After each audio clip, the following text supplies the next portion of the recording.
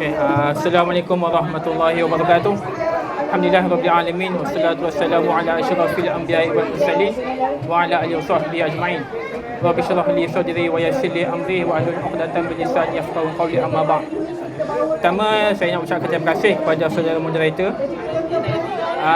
Dan lebih dahulu saya juga nak ucapkan terima kasih kepada Pusaka Pemata Ummah kerana sudi menjemput saya untuk membedah buku terbaru yang ditulis oleh Tuan Guru Abdul Hadi Awang, iaitu Perang Iran dan Israel, yang saya difahamkan buku ini dilancarkan buat pertama kalinya sempena Pesta Buku Antarabangsa KL pada tahun ini.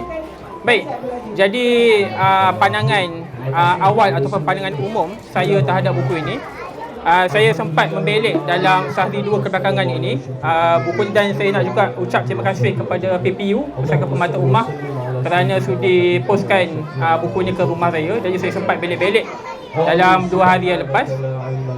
Jadi pada pandangan saya tak berminat untuk nak buat rumusan yang terlalu mendalam, sebab saya fikir kalau kita cerita terlalu mendalam nanti dia jadi macam spoiler lah kan. Jadi lebih baik kalau tuan-tuan semua beli buku ini dan baca sendiri. Tapi saya fikir dalam banyak seperti mana kesemua buku ditulis oleh Tok Guru berkaitan dengan konflik di Asia Barat, saya mendapati buku ini juga dia tidak terkecuali memperlihatkan konsistensi Tok Guru kepada 3 aspek sekurang-kurangnya. Okay?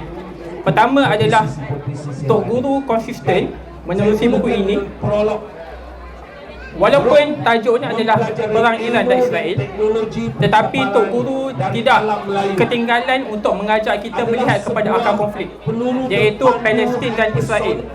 Maksudnya dalam kita membincangkan tentang perang antara Israel/Amerika dan Iran, Tok Guru sentiasa akan mengingatkan kita untuk melihat kepada akar konflik di rantau itu, iaitu Palestin dan Israel.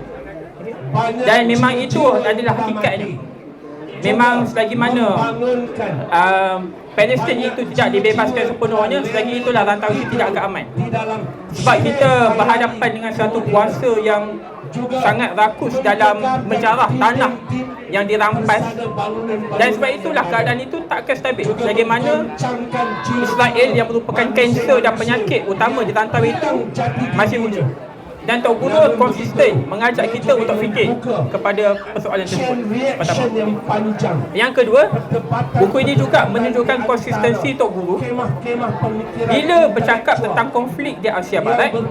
Tok Guru takkan jemu untuk berceritakan tentang kita ini perlu melihat konflik di rantau itu beyond mazhab, melangkaui persoalan mazhab. Lepas tu Tok Guru dia akan bercakap tentang pandangan supaya kita ini ahli kiblat ini yang 4 mazhab, Sunni plus 1 Zahiri, 2 Syiah, Imamiyah, Zaidiyah dan Khawarij, Ibadi, itu kita ni semua adalah ahli kiblat, dan kita ni perlu bersatu. Kita perlu mengenepikan perbezaan antara kita dan kita fokus kepada musuh yang satu, iaitu musuh yang paling utama, Zionis Israel dan juga sekutu baratnya yang sentiasa mengucang-ngacirkan dan mengacau keteraturan dan juga keharmonian di rantau itu. Okay? Jadi Tok Guru sentiasa menonjolkan dan menekankan persoalan itu, dan itu juga ditekankan dalam buku ini. Okay? Kedua.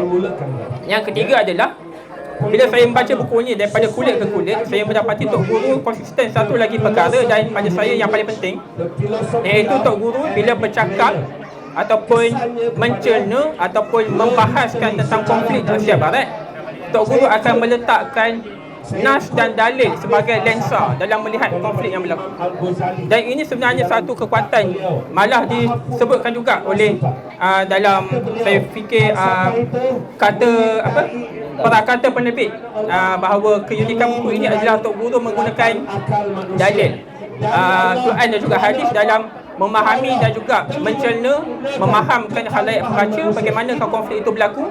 Sebenarnya adalah rentetan dan juga kesinambungan daripada apa yang telah dinukilkan dalam wahyu, sama ada dalam menerusi ayat Quran dan juga hadis Nabi Muhammad SAW.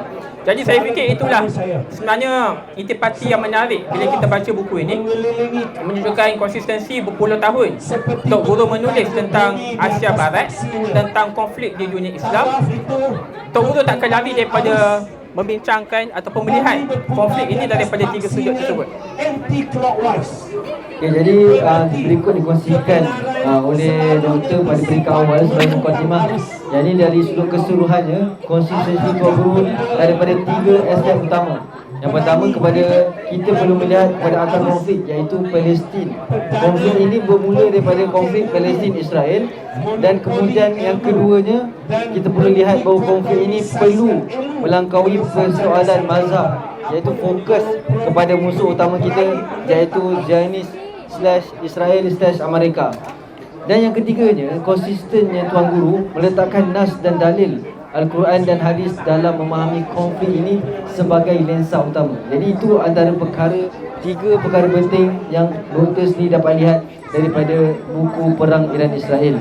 Jadi mungkin persoalan yang seterusnya saya nak tanyakan kepada doktor,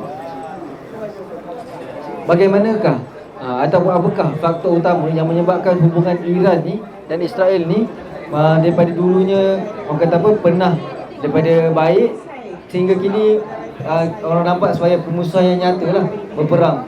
Dan yang kalau kita ingat, yang mulakan perang ni ialah Israel sebenarnya. Mereka tengah bernegosiasi dengan Iran, tiba-tiba Israel yang terlebih dahulu menyerang Iran. Dan apakah punca utamanya? Okey, soalan yang baik dan agak berat sebenarnya untuk nak bincangkan dalam ruang masa yang agak terhad, tapi saya cuba ringkaskan dengan baiklah, insya-Allah. Baik, bila bercakap tentang persoalan mengapa pada hari ini berlaku konflik antara dua kuasa tersebut, saya fikir kita tak boleh nak elak daripada berbicara tentang sejarah. Kita kena tarik balik ke belakang beberapa puluh tahun ke belakang, beberapa dekad yang ke belakang. Khususnya kita melihat kepada revolusi Iran pada tahun penghujung 78 hingga awal 79, yang telah menumbangkan rejim sekular authoritarian Shah Reza Pahlavi setelah berkurun-kurun menguasai Iran. Itu akhirnya ditumbangkan melalui sebuah revolusi yang bersemangat Islam. Okay. Jadi bila bertanya tentang persoalan ini, dia mengingatkan saya tentang perkongsian daripada seorang sarjana barat. Dia pernah datang ke Malaysia beberapa tahun, namanya John L. Esposito. Ni saya fikir sangat masyhur sarjana ini.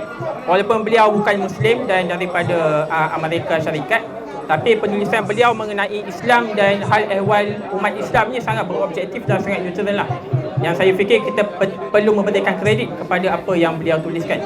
Dan dalam syarahan tersebut, beliau ada menyebutkan bahawa menariknya pandangan Barat /Israel /Zionis terhadap Islam seolah-olah invisible. Dia kata, dia guna istilah invisible ataupun tidak kelihatan sebelum revolusi Iran. Tetapi selepas revolusi Iran, Islam menjadi fokus kepada Barat, khususnya Amerika lah. Jadi seolah-olah bila berlaku revolusi Iran itu yang bersemangat Islam, Barat memahami bahawa Islam ini dia bukan semata-mata menjadi satu kuasa yang kecil. Sebaliknya, Islam mampu menjadi kuasa pencabar besar kepada hegemoni Barat. Walaupun pada waktu itu, kalau kita lihat kepada landscape politik global, waktu itu masih perang dingin, iaitu blok Barat yang mewakili ideologi liberal kapitalisme dan demokrasi menentang blok Soviet ataupun blok Timur yang pada waktu itu menjadi pelopor kepada ideologi sosialisme dan komunisme. Tapi Barat pada waktu itu sudah menyedari bila Islam bangkit sebagai kuasa politik, Islam akan menjadi satu kuasa baharu yang akan mencabar hegemoni Barat selepas Soviet tumbang. Dan itulah akar kepada konflik, puncanya. Okay?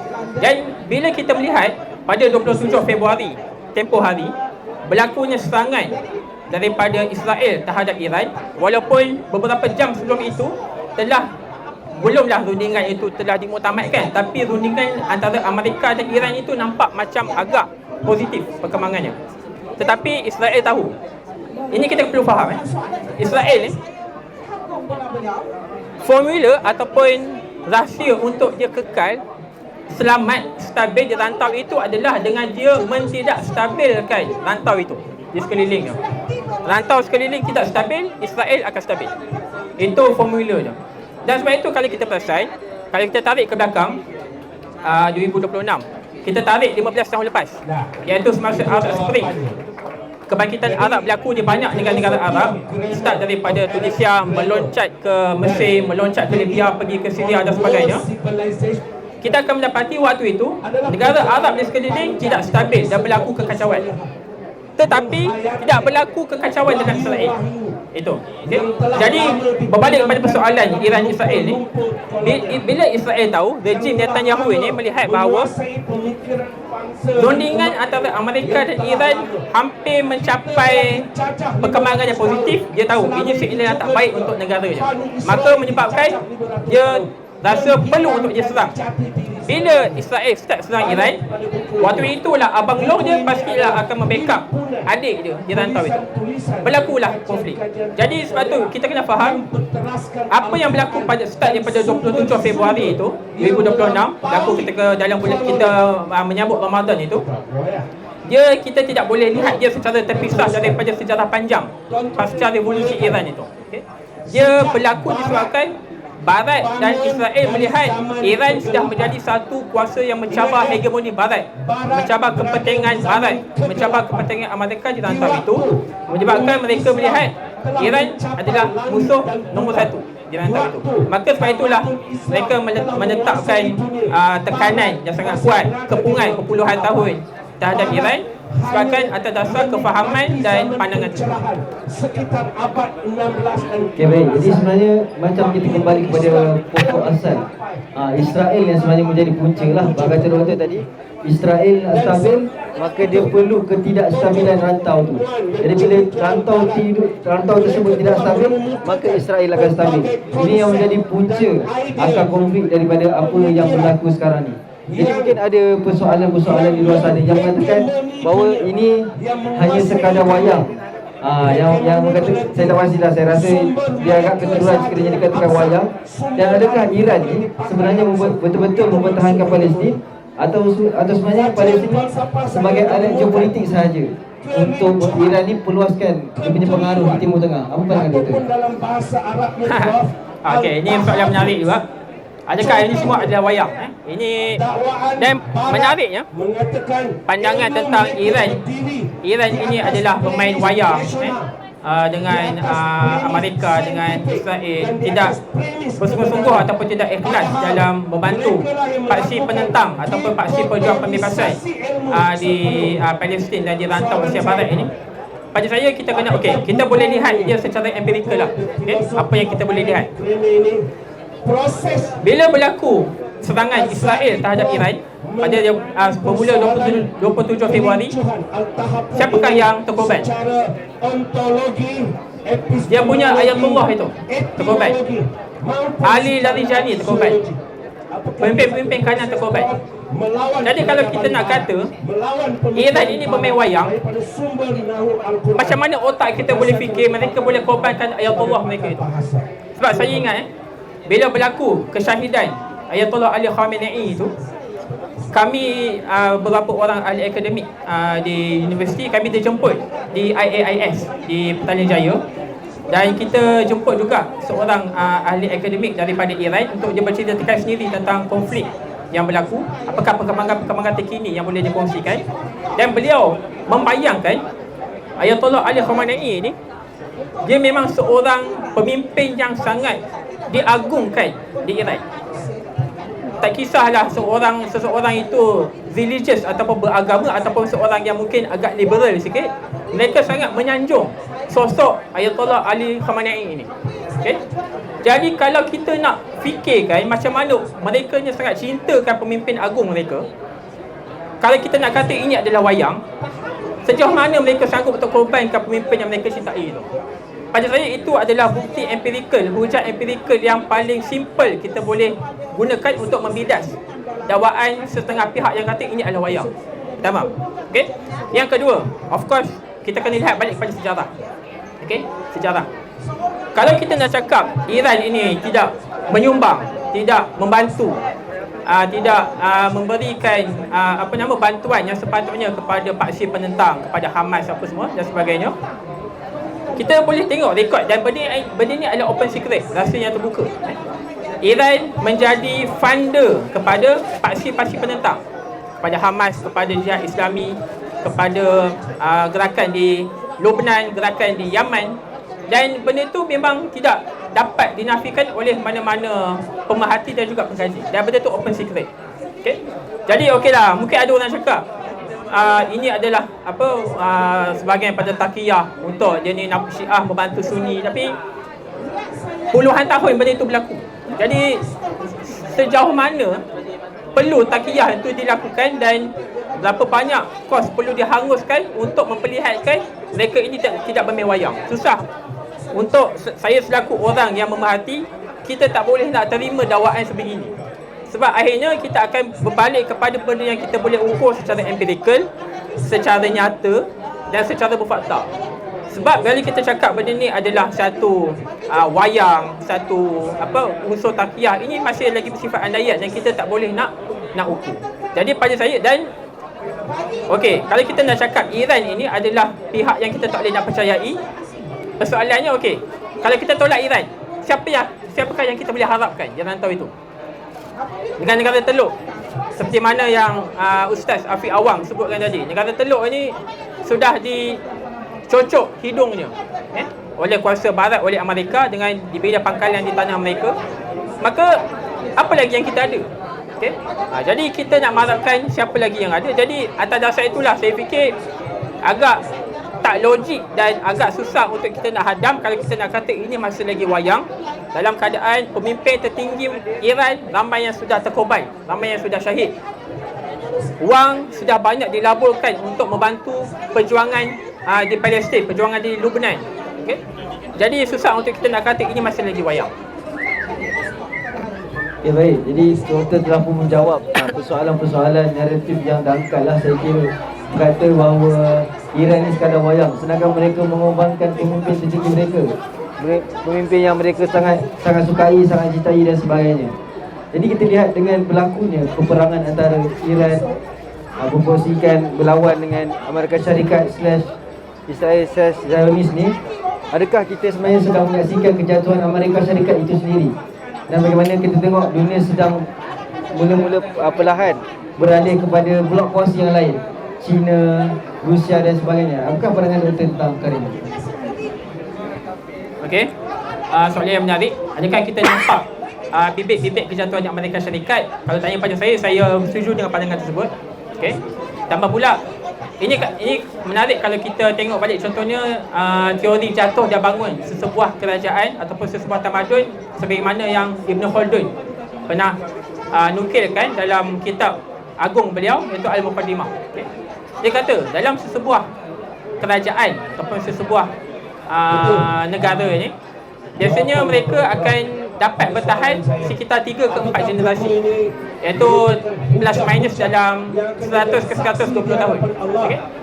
Dan sekarang ini ramai pengkaji mengkelaskan era kita berada sekarang ni adalah era Pax Americana. Pax Americana ni merujuk kepada era di mana Amerika menjadi kuasa hegemoni dan Amerika lah yang mencorak sistem dunia, our world system today. Okay? Amerika lah yang mencorak dan mewarnakan bagaimanakah bentuk, bagaimanakah warna sistem dunia yang kita berada pada hari ini. Okay? Dan benda ni kita kena reflect daripada sejarah Perang Dingin, macam mana Amerika dapat mengalahkan Soviet, dan itulah yang sebagai rewardnya Amerika dapat mencorakkan tatanan dunia pada hari ini. Okay.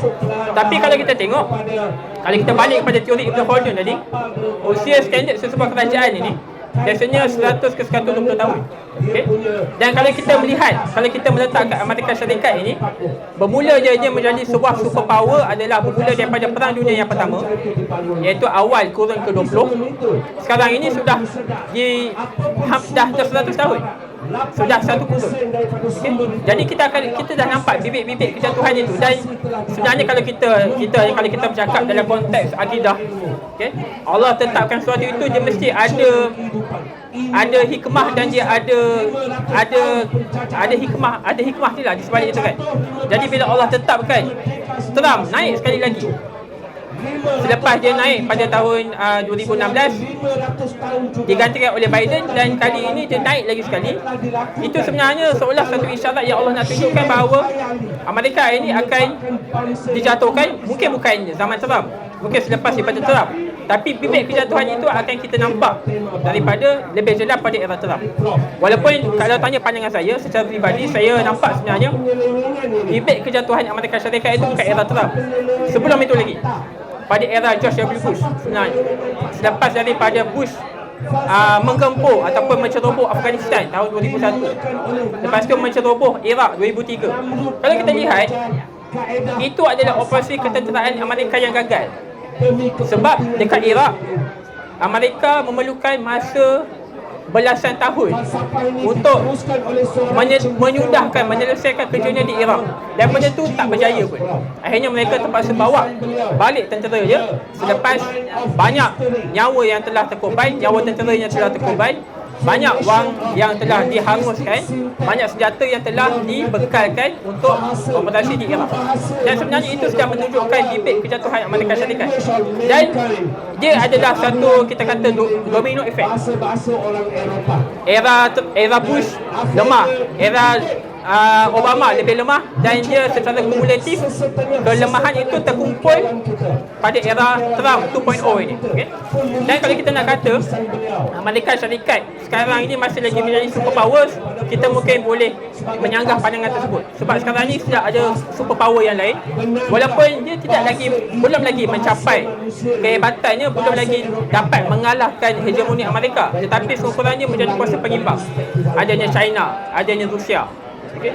Dan itulah yang menjadikan dunia ini semakin dinamik, dan Amerika Syarikat sedar benda itu, dan sebab itulah mereka melihat bahawa kekacauan perlu dikekalkan dalam rantau Asia Barat, supaya mereka akan dilihat kita boleh menjaga rantau itu, kita boleh bekalkan senjata dekat negara-negara yang berlaku, yang bergolak itu, maka mereka akan sentiasa bergantung pada kita. Itu akan meletakkan kita ini kekal relevan di mata sesetengah negara Arab yang sebenarnya masih lagi tertidur dan tak sedar hakikat sebenar. Baik, jadi doktor tadi ada mengatakan bahawa dunia dah mula sedar tentang kejatuhan Amerika Syarikat. Bermula pada George W. Bush, kini dia domino effect. Tertimpa lah kepada Donald Trump 1.0, tertimpa juga kepada Joe Biden, kini dilonggarkan pemasaran tu kepada Trump 2.0 lah, yang saya rasa dah cukup sangat bermasalah dah. Dan ini didorong juga dengan dakwaan kononnya Trump ni meneruskan perang terhadap Epstein File, dan banyak lagi orang kata apa, hidden factor lah yang menjadi punca kenapa Trump sanggup meneruskan perang. Sama juga dengan Benjamin Netanyahu, dituduh di Mahkamah Antarabangsa, namun perlu kekal meneruskan perang tu supaya bila orang kekal terselamat. Jadi kita dengar jugalah, semalam ada ditanyakan soalan kepada Dr. Khalil tentang pandangan Syekh Ahmad Yasin tentang tahun 2027. Jadi ini mungkin soalan terakhir saya lah. Jadi apa pandangan doktor? Adakah realistik ataupun sejauh mana doktor melihat 2027 itu merupakan angka penamat kepada dunia Israel ini? Okey, soalan yang menarik. Pandangan Syekh Ahmad Yasin, mungkin sebagai nak faham konteks siapa Syekh Ahmad Yasin. Syekh Ahmad Yasin ni adalah pengasas kepada gerakan Hamas, Harakah Al-Muqawamah Al-Islamiyah, yang asalnya merupakan, kita kata, proksi lah ataupun cabang gerakan Al-Ikhwan Al-Muslimun yang diasaskan di Mesir. Dan bila sebahagian pejuang-pejuang Ikhwan itu mengambil fikrah Ikhwan itu dan pergi ke Palestin, dan mereka mengasaskan ataupun menggagaskan gerakan Hamas. Dan Syekh Ahmad Yasin adalah pengasasnya dan pemimpin yang pertama, pemimpin utama dia lah, dan kita kata ideolog pada gerakan tersebut. Okay. Jadi Syekh Ahmad Yasin pernah mengemukakan satu, kita kata, ramalan bahawa hayat negara haram Israel ini, negara penjajah Israel ini akan tamat pada tahun 2027. Okay. Jadi apakah asas ataupun apakah foundation kepada dakwaan ataupun ramalan Syekh Ahmad Yasin itu? adalah dia melihat kepada, kan ada ayat Quran yang bercakap tentang Yahudi ni dia akan mengalami kekalahan dalam 2 kali. Okey. Dan dia melihat bahawa dia reflect kepada satu ayat Quran tu yang menceritakan bahawa Yahudi ni bila mereka tak masuk ke ke bumi Palestin itu bersama dengan Nabi Musa, menyebabkan mereka disesatkan di bumi Kanaan. Di bumi sekitar 40 tahun mereka bermudah mandi di sekitar itu, dikatakan di Semenanjung Sinai tu. Jadi Syekh Ahmad Yassin dia menggabungkan beberapa ayat Quran itu dan dia memberikan satu bacaan ke depan, perspektif bahawa hayat negara haram Israel ini akan berakhir pada tahun 2027. Dan dia mendetailkan lagi pandangan tersebut. Dia kata pada 40 tahun yang pertama, Israel akan menempuh kekalahan ataupun kegeteran yang pertama, iaitu pada tahun 48 ditubuhkan negara haram Israel itu, dan sehinggalah pada tahun 1987. Kalau kita buka sejarah, apa yang berlaku tahun 87? Intifada yang pertama, kebangkitan Palestin besar-besaran yang disebut sebagai Intifada yang pertama. Okay? Jadi di situ berlakunya kegeteran dan cabaran yang pertama yang terpaksa dihadapi oleh negara haram Israel, menyebabkan mereka terpaksa dalam mereka menjarah tanah yang dirampas itu, akhirnya mereka terpaksa tone down sedikit dan mereka terpaksa pergi ke meja rundingan pertama. Dan pusingan kedua, Syekh Ahmad Yassin meramalkan pada tahun 2027 adalah kekalahan ataupun kegeteran yang kedua yang akan dihadapi oleh negara haram Israel, iaitu kalau ikutkan tahun depan lah. Okey, sekarang ni kita nak lihat adakah realistik jangkaan tersebut.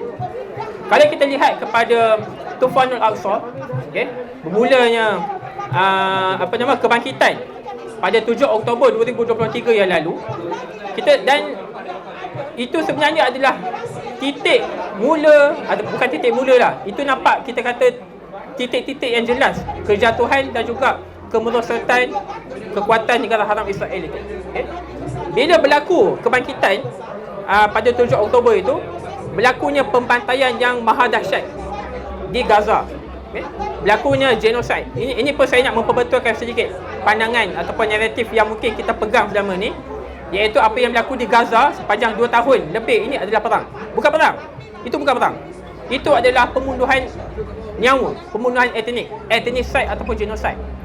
Sebab kita kena faham, tadi pun disebut oleh Ustaz Afiq Awang, bahawa Israel ini dia ada gagasan menegakkan Israel Raya. Dia nak, dan Israel Raya ini adalah the whole Palestine dan merebak ke setengah negara Arab lain. Itulah negara Israel yang dia nak cuba bina. Malah kalau tengok hari ini, tentera rejim haram Israel ini dia ada letak patches dekat ni, dekat bahu dia, dekat lengan dia. Dekat situ adalah dia ada lukis peta.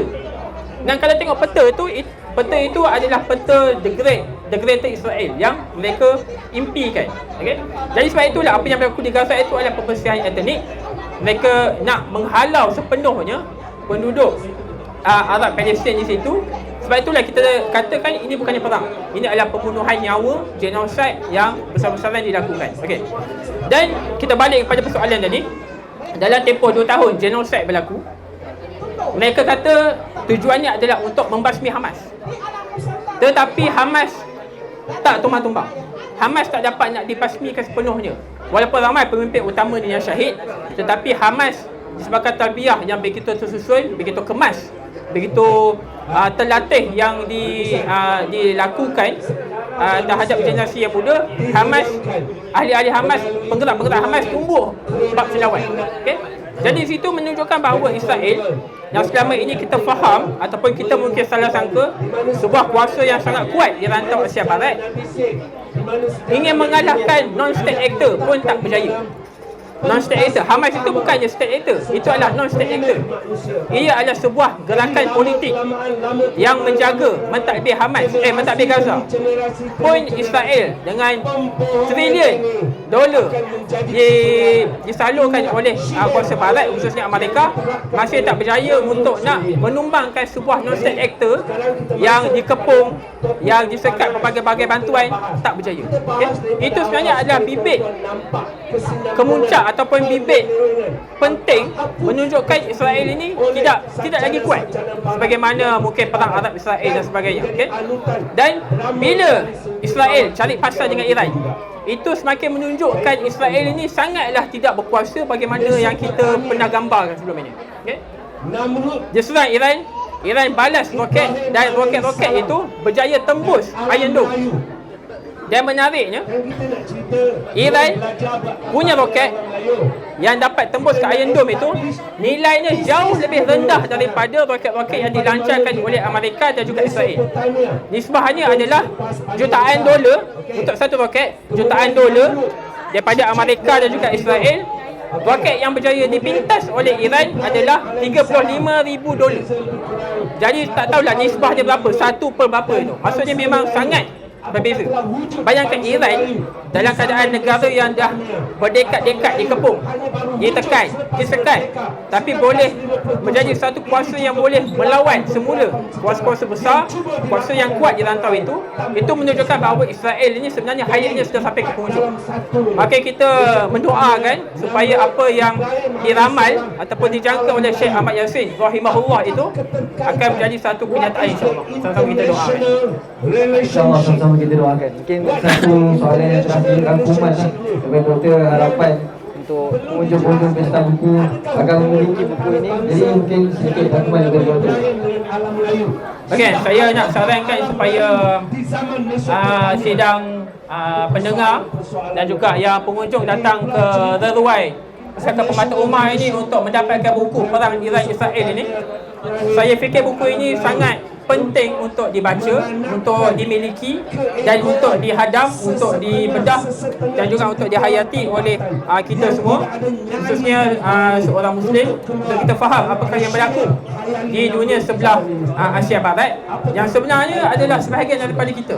Okay? Kerana kita ni sebenarnya dipisahkan. Malaysia, Indonesia, Iran, India, Pakistan, Arab Saudi, Mesir ini semuanya adalah legasi daripada kolonial barat.